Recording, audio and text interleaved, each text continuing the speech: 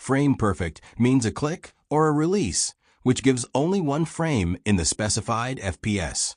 However, it may vary.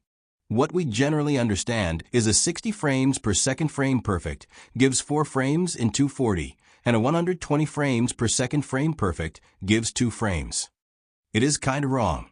A jump giving 7 frames in 240 might be a 60 frames per second frame perfect, and a jump giving 3 frames in 240 might be a 120 frames per second frame perfect under certain circumstances.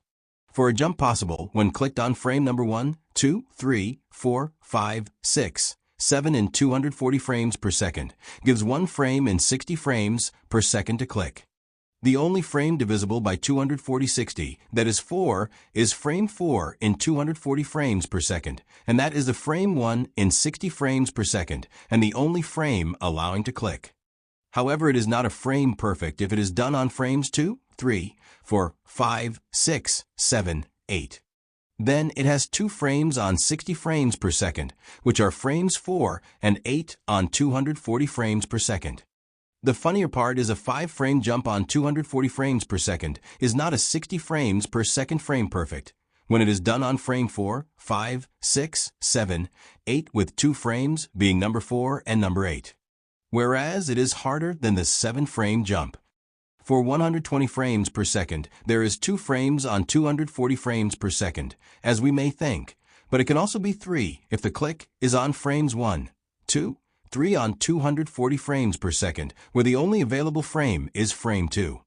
But it is not if it's 2, 3, for where available frames are frames 2 and 4 despite being of the same difficulty. Probably levels like Kyuki has some of the misaligned clicks or releases, which makes it 2 frames, as it has very less frame perfects for such difficulty.